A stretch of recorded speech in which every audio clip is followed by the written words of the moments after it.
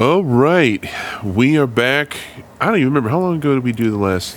Probably like 6 months ago. It feels like it's been a minute. But we've just had a lot going on in our lives, and we are very glad to be back here again at Coronation Radio, ensconced in downtown Denton, Texas. This is the holiday fireside chat edition. Literally, we're out in my backyard. Got a fire going in the fire pit. It's about 45 degrees outside. It's perfect weather. Yeah. Having grown up in the Midwest, it doesn't feel nearly as frigid to me. Well, you grew up in the Midwest too, so just adjacent, I guess. Yeah. It's far enough that you definitely saw some snow. Yeah. But it's a nice night for this. So, So let's start off here. This is the Christmas season. Mm-hmm. Thanksgiving is come and gone. That's right. What is your favorite Christmas song? Let's actually subdivide that. What is your favorite religious Christmas song, and then what's your favorite secular one? I think "Hark the Herald Angels Sing." That's a good one. I love the chorus. I have fond memories because when I was a senior in high school, I was in our choir, and in the high school choir, we met at probably, I think it was like 7 a.m. And for a senior in high school, that's pretty dang early, especially if you're driving. So I remember I would wake up and get out of the house by like probably 6:30, 6:45, buy a Monster at the gas station. Yeah. Because I was a senior in high school, and then go to choir. And we went to a recording studio, and that was a pretty amazing thing that, like, looking back, like, I'm really glad he basically took a bus of us down across the borderline of Kentucky and Tennessee to the middle of nowhere in Paris, Tennessee, this recording studio, and we sang those hymns, and one of them was Hark the Herald Angels Sing. Is that right? Yes, that's right. I had to think, who's Herald Angel? Yeah. And so that's my probably, like, in terms of liturgical, maybe Lord's Day worship Christmas song. And then secular, it's a contender between Chestnuts Roasting, like the Christmas song. Mm-hmm. Yeah, that's a good one. Because that always recycles on my Facebook as being the music theory song. Yes. Because it involves like every different chordal process and interval. And then after that, I would probably say White Christmas. Okay. Yeah, that's a good one too. That's really good. Yeah, Christmas music is one of those funny things where it's such a broad category. Of course, Christmas music's like all music. It's all subject to the old... I think I talked about Sturgeon's axiom on the show before, didn't I? Yeah. 90% of everything is crud.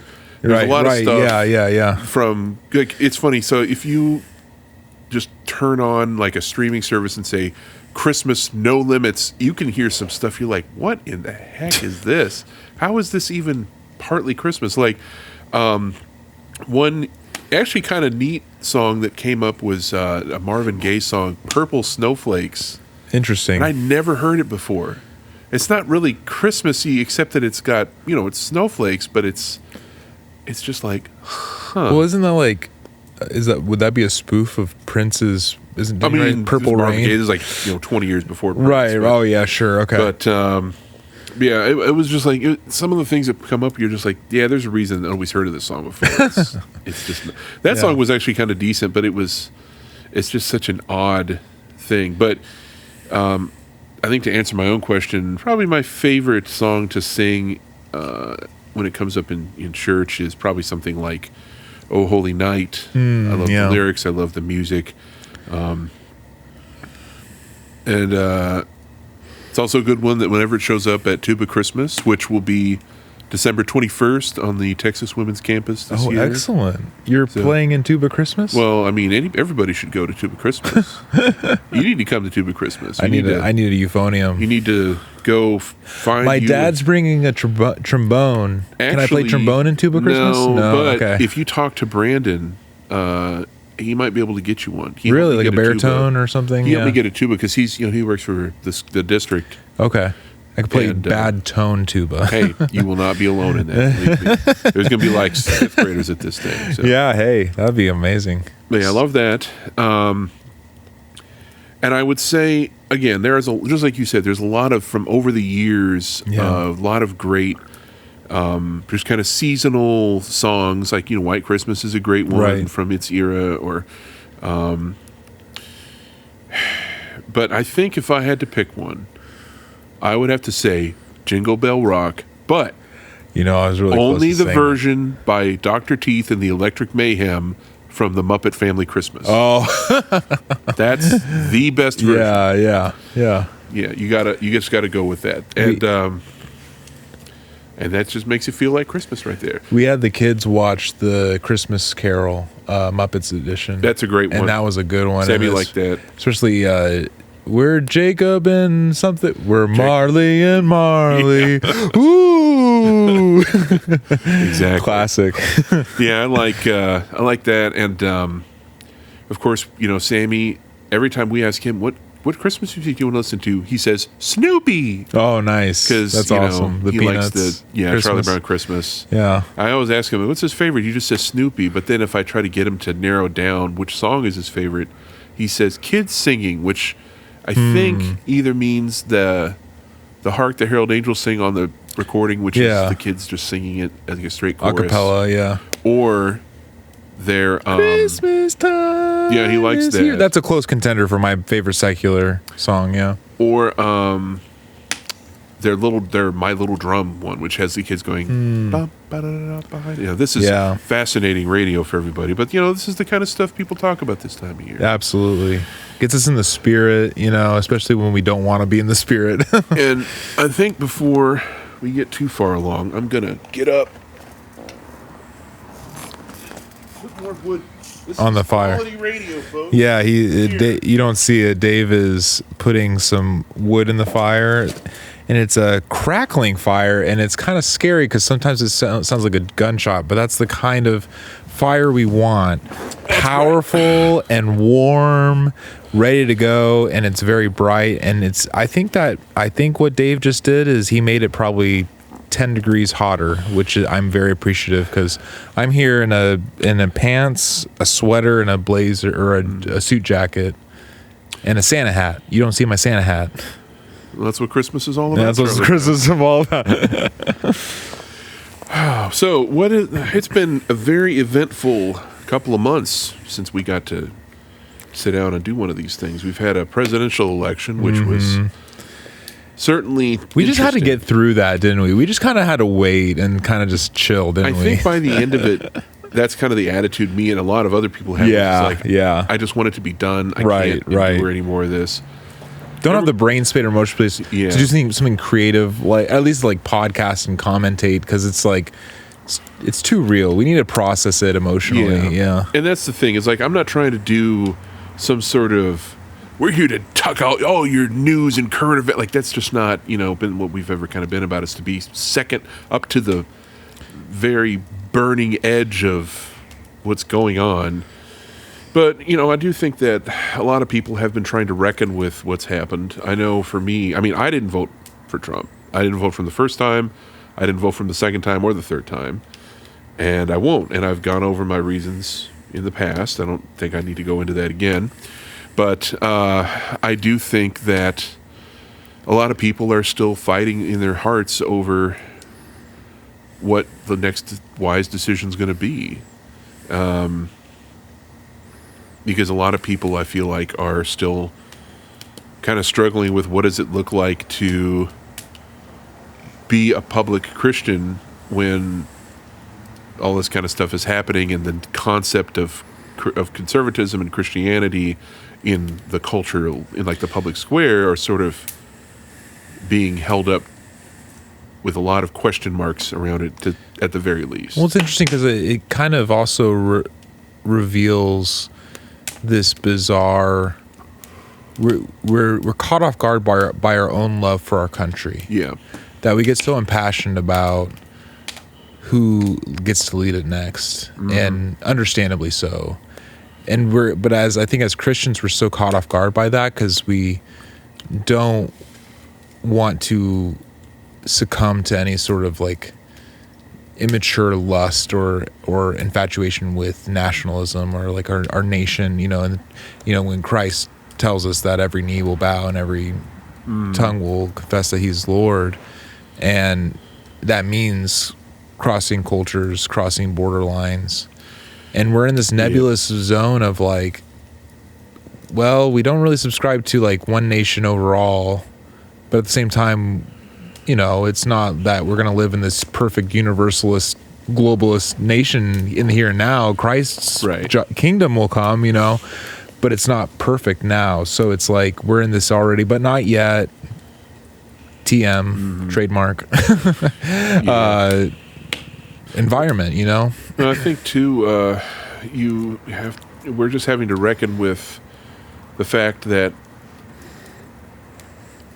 we are, whether you like Trump or not, or whether you think that he's going to do good things or not, you simply have to go, God is still God, and he's still in control, and so we're just going to have to wait and see what happens. And, to be sure, we also recognize that there's a lot of things about him that are highly objectionable, to say the least, but we've said our piece, and all we can do is try to be faithful in whatever the circumstances are. That's all Christians have ever been able to do. Right. And I think that you are seeing a continuation of the dragging out of the dead wood of cultural Christianity. I do think that a lot of these guys, the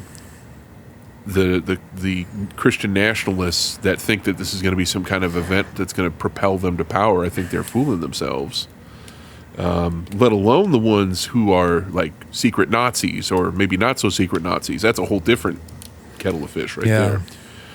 And then, but I do think that you're in the midst of this time, and it's another one of those things where I would say I don't think Trump has caused it, but he's like a catalyst of it.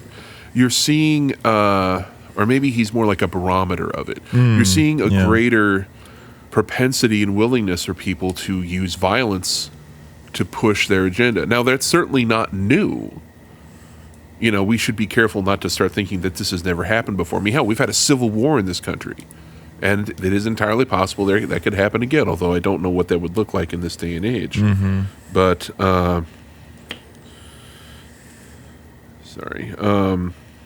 I do think that it's important for us to just... I'm trying to think the best way to put this. Blessed are the peacemakers. Yeah. Okay, well, let's see what that looks like. Yeah. Now, we had kind of a big event this week. We had a person plan out and carry out basically the execution in broad daylight of a CEO of a major health insurer. And the reaction to that, have you seen a lot of what people are saying about that? I've heard from like not the original sources. Like I have pretty done well so far to avoid seeing it on social media of like those that praise it, which is very unfortunate that and I remember what happened for me was it happened on Monday, right? Or was it last week? I just remember... It's been a few days at least. I think it was Monday. I think it was like Monday morning. Yeah.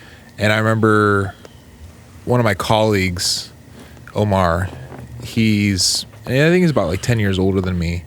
And I just remember like seeing him and he's like, I just don't know. I'm seeing already people on my he said on his friends praising it and like encouraging it, and it's like a murder is a murder, an assassination is assassination. Like no matter the quality, no matter the system, like I think people feel very justified because the system is so gigantic, and I can empathize with that. Yeah. Like when you're one person, you're a human body in the flesh up against an entire network, and it feels like a cabal, like especially health industry, but at the same time, like that's the temptation, that's the flesh, we shouldn't bow down to that. We need to resist that urge. Oh yeah. We all feel it inside us. Like we want to fight we want to fight it. But like at the same time, like that CEO was just as much of a beloved son of God as the murderer and the thief on the cross, you know? So, I mean, they're humans. They're made in the image of God. Yeah. And that's, I think, pointing to the deeper issue of this divide. It's so easy for people to divide in one way or another. I've only seen a couple people in like on my personal friends list who are openly posting, maybe not encouragement to it, but like laughing about it and stuff like that. I don't even care for that kind of stuff. Yeah. But I have seen people in like a couple of the groups I'm in who are openly saying like, this is a good thing. One person's going on like, he was a class enemy. I'm like, okay, Stalin, settle down over there. Okay. You know, that's straight foolishness. Yeah. You live in the richest nation on earth and you're probably in the upper 1% of entirety of the planet. Yeah. And you want to sit here talking like you have some kind of solidarity with the working class or whatever. Like, okay, you know, that's fine.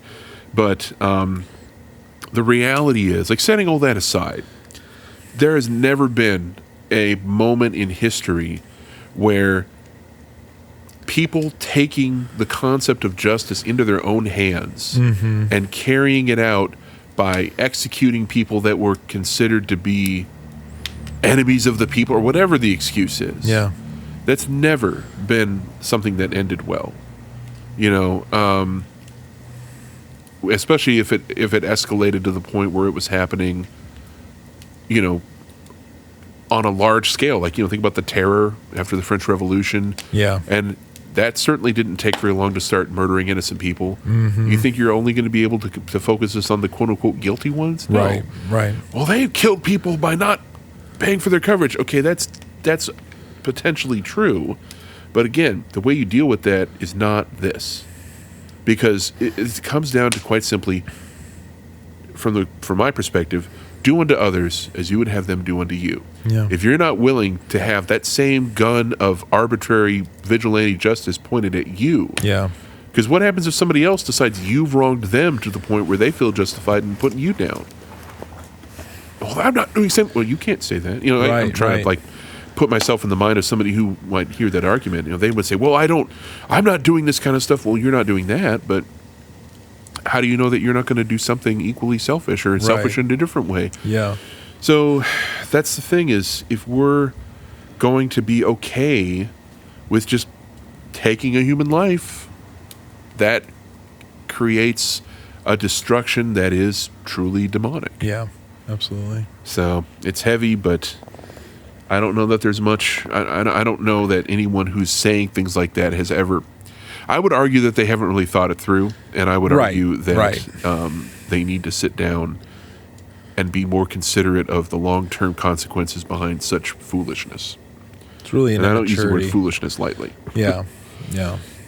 The internet really reveals immaturity on a grand scale, and that's why it's like you just gotta get off it every now and again and just take breaks. But then like I've been talking to one of my buddies who's like a Twitter fiend. He runs the anti-war Christian Twitter, and he's got like probably like 3,000 followers organically, and I'm just like, how do you do it? And he's like, he's got a rule of life for it. Like he's got about 5 main rules that he follows, and it's like things like you're here to have fun, nothing else. And when you stop having fun, try to identify that. Yeah. You have the power to block and mute people. Use that. Yep. Liberally. Like block the voices that stop you from having fun. And it's more stuff like that. But it's just, I don't know how people are full-time social media influencers or they make a living off it, because it's just like, I get so emotional reading people in my circle be mean to me, you know. And they're not even being mean, they're just saying true things, you know. Probably that's that's just one of several reasons why I got off of Twitter, along with the fact that they're just overt porn everywhere on there, and I don't really feel like having that around, but just the viciousness that people are willing to show.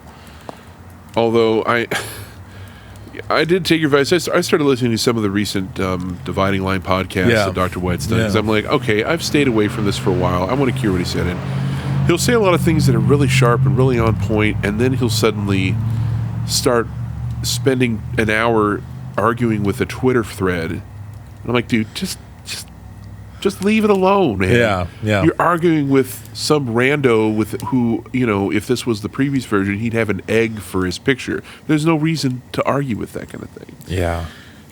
That's one of the reasons. I think that's one of the things that caused us to do this podcast is because we want to do something to build something and build things up, and not just to have machine guns pouring out fire on every single thing we don't like. You know? Yeah. That's one of the reasons I like this time of year, because it's one of the times of year. I mean, I get to play more music with my band, with Inner City, or with Big Easy Brass Band. But I love this time of year because there's more opportunities for me to play music that kind of refreshes everybody. Yeah. And of course, Tuba Christmas, December 21st at DWU campus.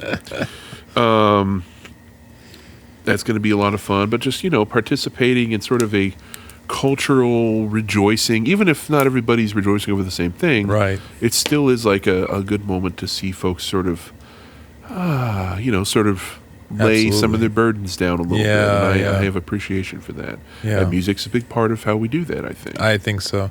I've been listening to this biography on Bach, and one of the things that keeps sticking out to me is that they had nothing else in terms of, that's extreme, but like they barely had anything else to keep them entertained. Yeah. Music, like understandably, they paid court musicians a lot of money because they were not the metaphorical, they were the literal rock stars of their day. Mm-hmm.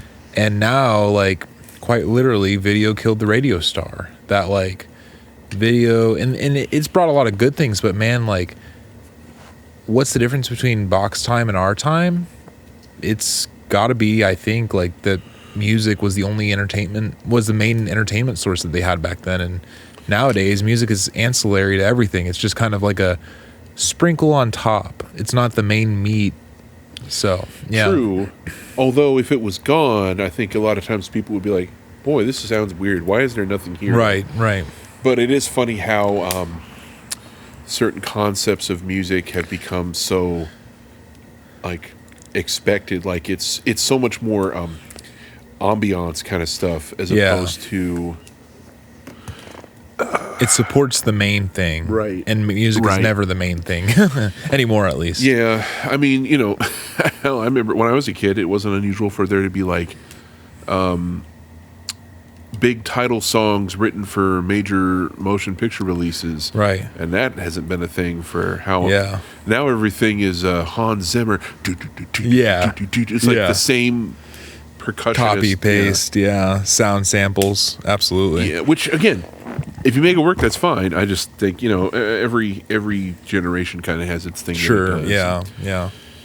I don't know. I'm curious to see what the next big thing is there. Yeah. But what else do we want to talk about here tonight?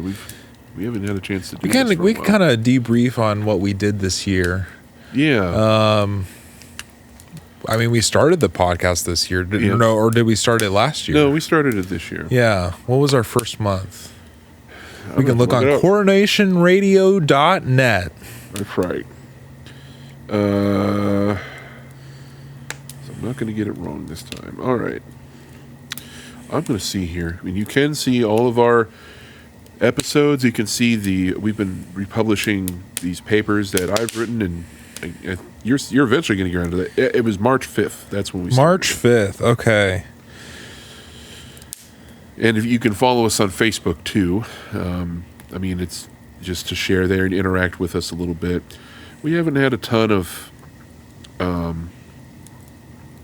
It hasn't. We've been kind of a slow burn, but it's more.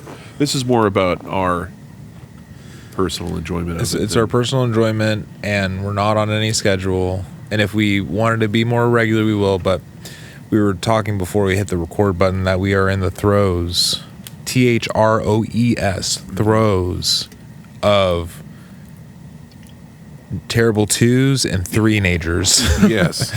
So we are quite busy, and we have our hands full. So you guys just had a baby too, and we just had another newborn. So that's he's probably waking up every 2-3 times a night, which is annoying, but we're getting enough sleep. He's so dang cute, though. He's so dang cute. Yeah, when we were in that class together, and every time you talk, he would look at you and he'd just start to smile. I'm like, yeah, that's that's voice. Awesome. Yeah. So we got a lot of life going on, and that's a good thing. We're just stewarding our time and energy. Yeah. Well, and I think, so we finished up the class that we were doing, that elder class, which is, I'm not really sure. Better part of a year. Yeah. I think it was at least 15 or 16 months. That was an interesting way to wrap it up, because everybody, we were supposed to have that one last meeting, and then it took like 2 months for us to get around to it because everybody was so busy. Having that kind of stuff in the summer is tough. It is tough. Because you travel. Vacations and whatnot. But we wrapped it up. We're all done with the Elder Pipeline. You're done with version 2.0. You went through 1.0, and now you're done with 2.0. And yeah, I don't know what's going to come next for that. But I mean, I think that whatever it might be, I'm going to have to take a little time away. Yeah. Just because we're kind of trying to get our little 3-year-old into the next stage of being a child. Yeah.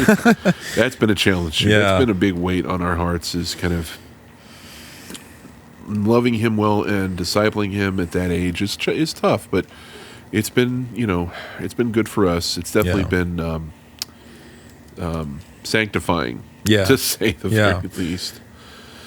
But he's such a sweet little boy, and he's excited for Christmas. Mm-hmm. He's excited just for people and, family.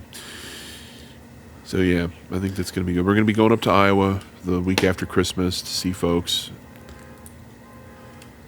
And yeah, we started this thing back in March, and then we continued into the summer, and then basically I think we had one, I guess maybe in like August, would you say, or? I think it was more recent than that. It was more recent than that, yeah. It's been at least a month and a half since so we did this. I think it's 4 episodes total, so we got one per quarter at least. Yeah. And I've really enjoyed just kind of September 13th. September 13th, yeah. It was still hot because Texas stays hot until October. And I've enjoyed just kind of talking about what we've talked about between current events and then just being a believer in these crazy times. I think that's enough to talk about. Yeah, it's been a time. We've all had our ups or downs with like financial things and health, all kinds of stuff. But it's been a circumstance it really forces you to stop and reflect on where you are placing your faith. And that can be a very arbitrary idea sometimes, to be sure, but I think it's important for us to really take this time of year to think about that, especially as we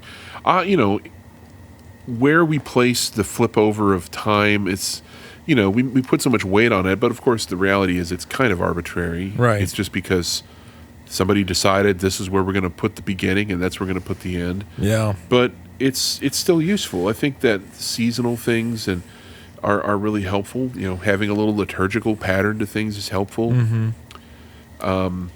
I'll never understand the folks who are like super uber ultra reformed and they don't celebrate Christmas. Like, we just celebrate the Lord's Day every week. Right, resurrection. That's great. Yeah. If you feel like, if that's where your conscience is, that's just fine. But I'll never be able to be like that because the overarching pattern of the year, I think, is helpful. And I think it is something that God certainly uses to bless the lives of many people. If it ain't broke, don't fix it. I mean, it's the church calendar. And I think, we just need the rhythms of celebrating incarnation and then life and ministry and death, burial, resurrection, and then we have this big chunk of ordinary time as well that I think there's something there, And that's the thing. I mean, again, if that's where your conscience is, that's totally fine. I don't think that there's not like an extra holiness to Christmas. Right, yeah, and absolutely. I also think, excuse me, you can edit that out later. Okay. I also think that there's certainly a tendency among people to put way too much consumeristic weight on Christmas. That's a big problem, especially in this day and age. It's all about getting presents, but it is a season where we have a special opportunity to serve other people. Mm-hmm. Like we were talking about that, like what can we do to love our neighbors really well in this time, like our literal neighbors, as well as things like, people in the community that are struggling in this season. There's no shortage of folks in that kind of boat, you know, single moms or there's a bunch of ladies who've been working with a lady who was very suddenly widowed, and she's got a lot of needs in this time, and so they're trying to find ways to get her connected with all sorts of resources and give to her, and it's been good to see that kind of thing come out, and that's what churches should be focusing on, and so many do, thank the Lord. I think that when we let ourselves get caught up in political stuff, that becomes a distraction, and in fact can damage our witness, because we start being seen as people who are pouring all their energy into that. Even if you feel like it's justified, a lot of times it just winds up being destructive to your ability to truly minister to people's hearts. But absolutely, if we will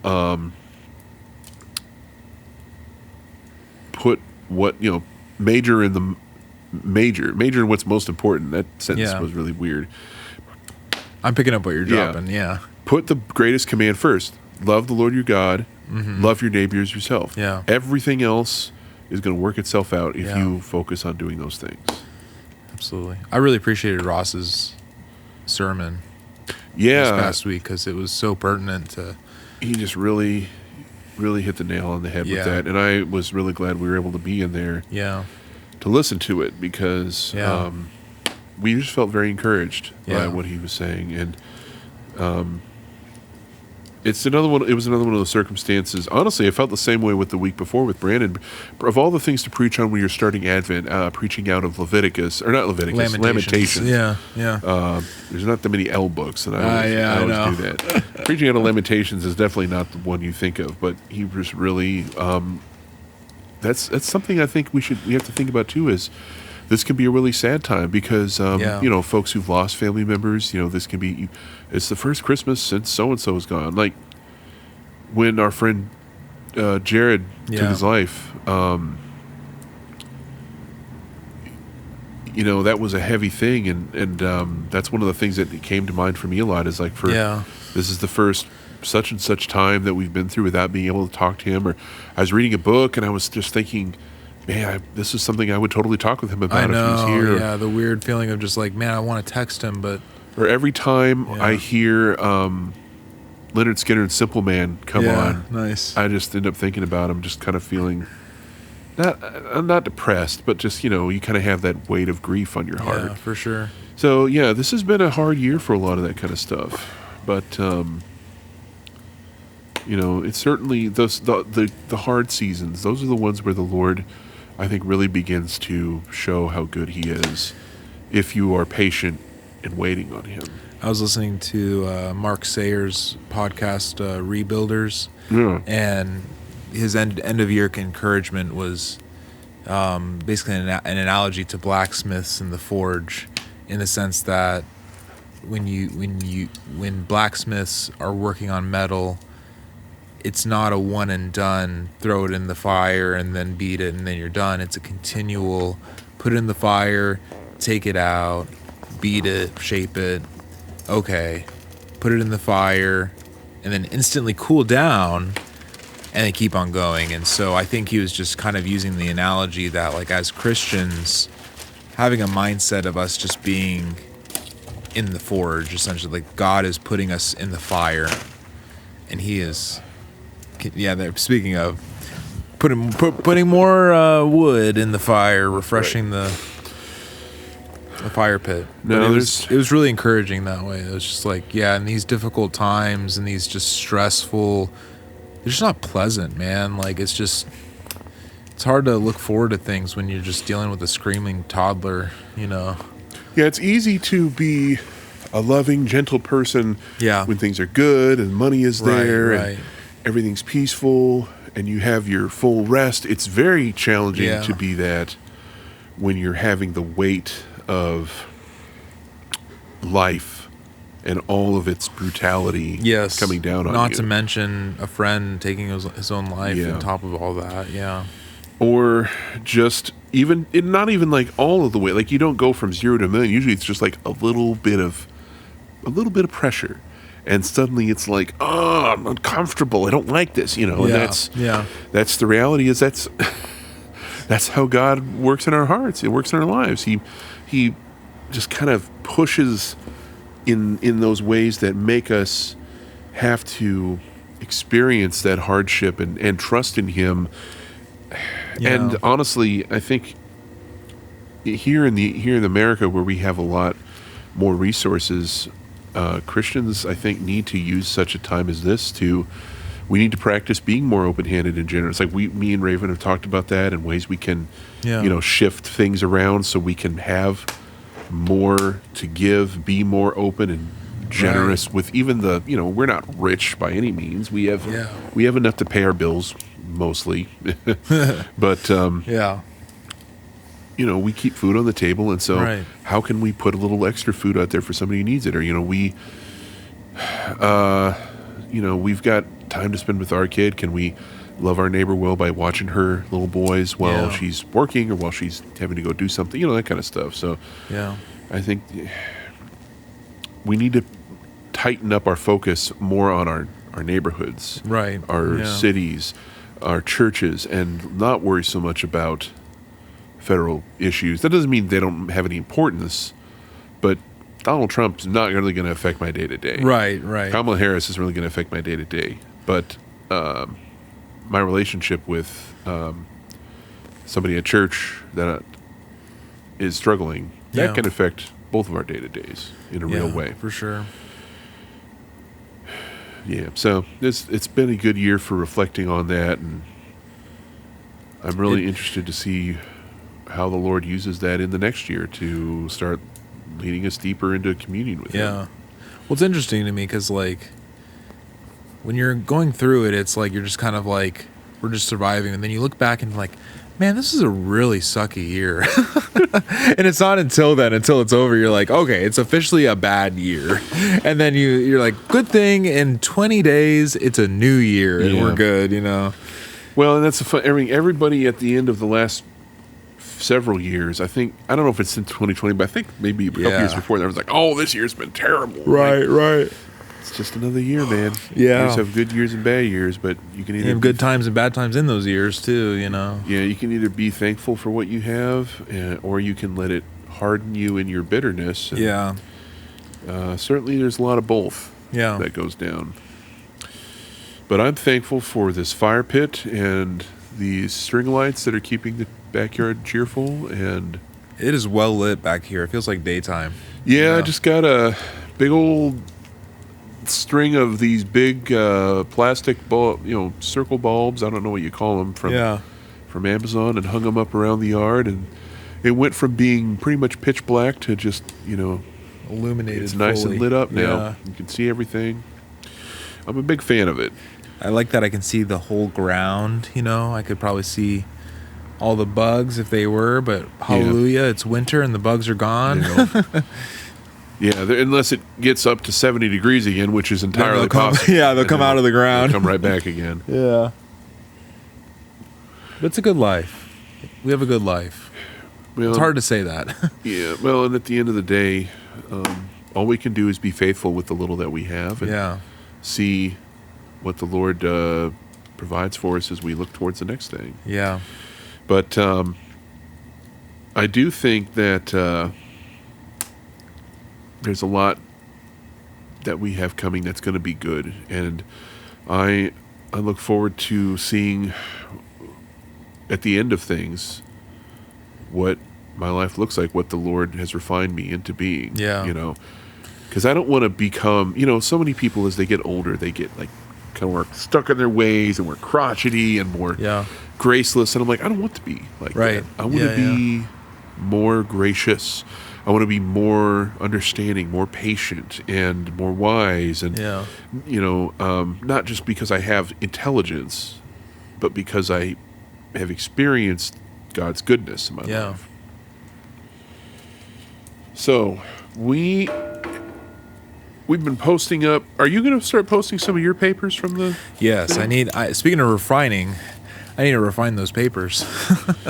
But yes, that's the plan. And eventually, I would like to format them into book format, because I have been working with Kindle Direct Publishing, and I've fine-tuned a template that I have, so I can just simply copy and paste into that template. So who knows, maybe 2025 will be the year that we publish collectively, independently, indie publish a book of ours about what we believe. That's right. Yeah. Then we can put it everywhere, like on our bookshelves, and there they'll sit. And give it to people who will probably not, maybe read a couple of papers, but maybe read it all. Yeah. Maybe. Well, it'll be a good experience. Because you know what's nice about the Amazon paper, the print on demand, is that we can buy author copies for $4 a book. Oh, nice. So maybe buy a whole batch of them, give them to our friends and family. Well, I just published another one. This was a paper, I don't even remember. I'm too far removed from when I actually wrote the originals.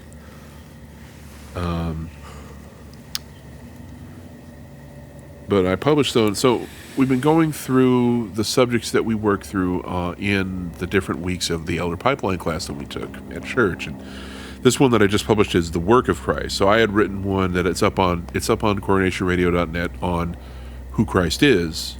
And this one is like basically what he does, and then kind of as an extension what that means in our lives. Right. I'm still, I don't know, the ending I'm still kind of struggling with. Like, I put it up, and I feel better about this ending than I did any of the other 6 endings that I wrote and erased. But I just, the thing that I really wanted to emphasize is that the work of Christ, like, it isn't simply he died on the cross and paid for our sins. And I don't want to say that in a way that makes it seem like that's not a big deal, because that's a huge deal. Right. But that's not all that it means or all that it is. Like, there is a huge breadth of meaning that you see when you read the apostles' writings, when you read, like, Romans. Romans is a great example. Romans digs into the gospel deeply and what it means for Christ to have paid for our sins.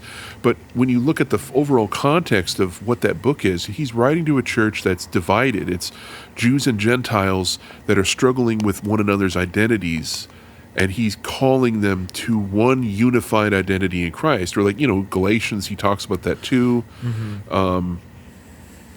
All kinds of moments in the scriptures where he's basically saying, God, in Christ there's a new people, and those people have a life that is bigger and better than any other life that you might have, because it has an eternal meaning that can't be removed, even if you kill them.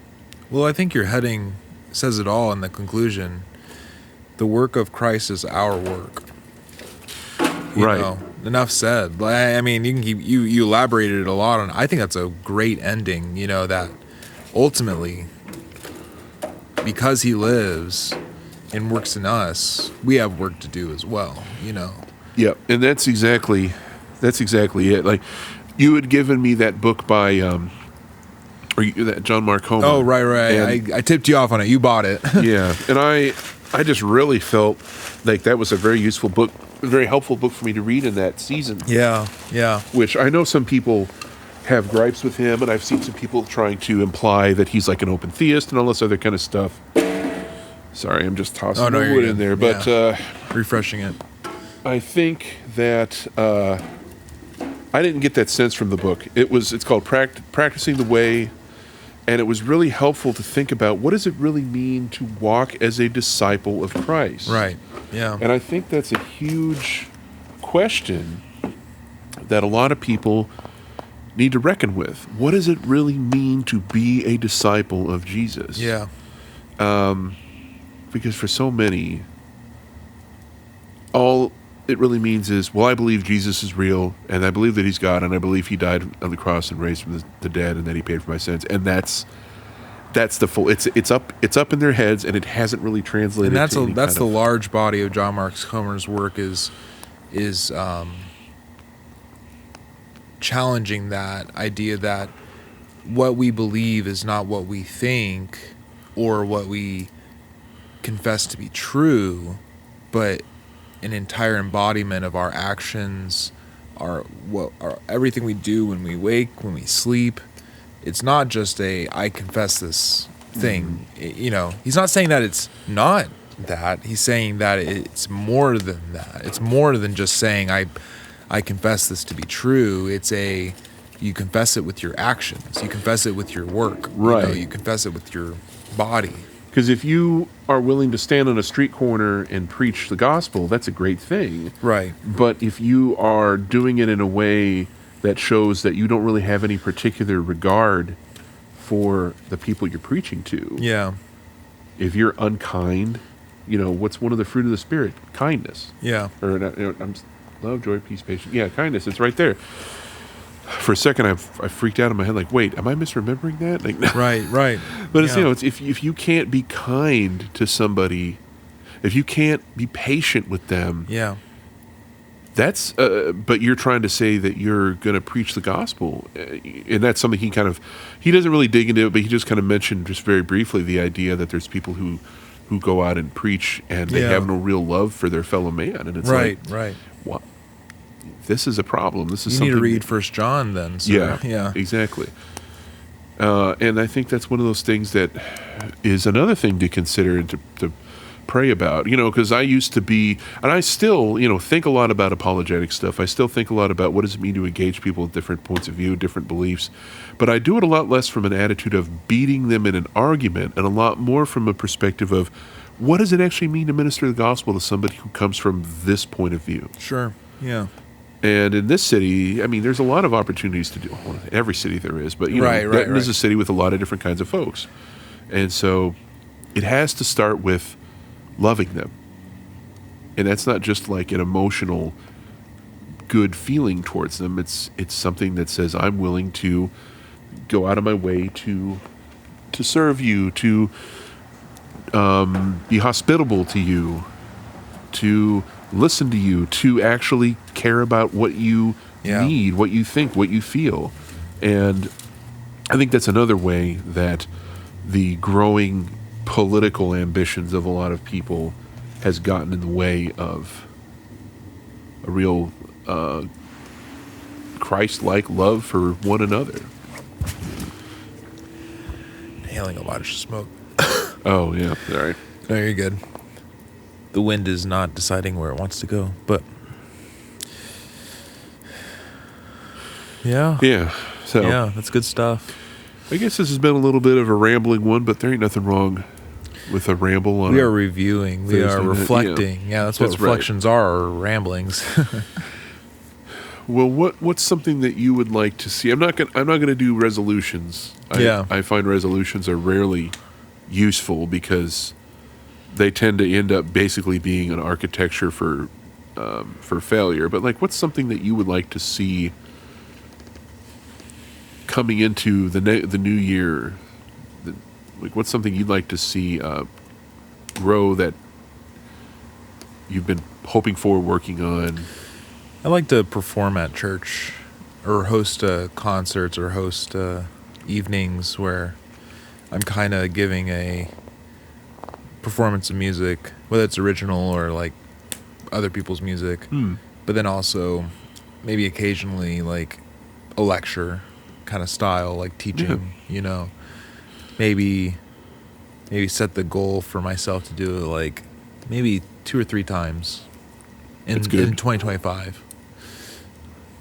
Yeah, that sounds good. I like that. I I think I would like to get more serious about doing this kind of stuff. Yeah. Both the writing and the recording side of it. Because you're a good writer, man. You're a powerful writer. I think it's tough for me to think about that because so many of my thoughts lately have been focused on just family things. Yeah. You know, whether it's job stuff. I've been working a lot and trying to, improve our financial situation so we can get ready for the next stage of life and all that kind of stuff. Loving Sammy well, raising him. But I don't want to lose sight of the things I enjoy doing that I feel are, where God has gifted me. And so I definitely want to put more time into that. And music's a part of that too. Music's been a part of my life this is 2024, so I started playing tuba. Yeah, it's been since 1994. So 30 years. 30 years of tuba playing. Yeah. But I definitely would like to see more opportunities to do stuff like that. I just don't know what that'll look like. But yeah, hopefully we'll get to do some of that, and definitely looking forward to, God willing, having more like brass band gigs and playing Tuba Christmas December 21st at TWU campus here in Denton, Texas. That's going to be a lot of fun. I haven't been able to do Tuba Christmas for a while. What a problem that I ran into when I came down here was the local ones are like the 24th and the 25th, but I would be gone to see my family by then. Their local Tuba Christmases were done earlier in December, and so it's like I'm kind of stuck between a rock and a hard place. Right, absolutely. So, but I'm glad that, for one thing, I'm not a college kid anymore, but also they have one here in town, and it's nice. I'm glad that they do that. Any last thoughts or anything you want to dig into before we... Well, it's been a great fireside chat with you, Dave. Yeah. It's been filled with cracks, smackles, and pops, and That's right. smoke, and cheer, and Christmas spirit, and... Oh, I forgot. Sammy wanted breakfast the other day, and he wanted me to pick him up so he could see all the cereals. And he saw the box of off-brand Rice Krispies that we used when we made those Rice Krispie treats for you guys. Yes, they were delicious, man. And Sammy's like, that one. And then he says, yeah, Ellie cereal. Oh. His Ellie, your little girl. He just associated it. And then he wanted me made it for Ellie. Yeah. Well, yeah. And then he wanted me to whip up a batch of Rice Krispie treats on the spot for him. And I'm like, it doesn't work like that, man. I can give you some cereal, buddy, but I'm afraid the rest of it's going to be a little out of line. That's funny. But yeah, it's funny how he's developing his relationships with other little kids. Yeah. This little human, just kind of cultivating him and watching him grow. And that's something that I look forward to in the next year myself. For sure. See what he's going to do. Well, as we always like to say, you can follow us on Facebook. Look up Coronation Radio. You can follow us on our website, coronationradio.net. Don't really have any other social media right now. That's for the better. I don't really know that I want to, so you can email us, spurgeonaudio@gmail.com, and you can send us, if you want us to pray for you about stuff, if you want to have us talk about something, or you want to berate us for something, well, you can keep that to yourself, probably. Leave a comment, send us an email, whatever it is. But and a 5-star review. Yes, absolutely. If you'd like to praise our brilliant rambling podcasting repartee, you can do that too. Yeah. So, how many other podcasts would they use a word like repartee? I don't think I've ever heard that word. There you go. That's exactly it. Anyway. Right. With that said, you will hear the last clink of the firewood. Y'all stay warm out there, and we will catch you again on the next one. Merry Christmas, Happy New Year, and I don't know. We still need a good closing line.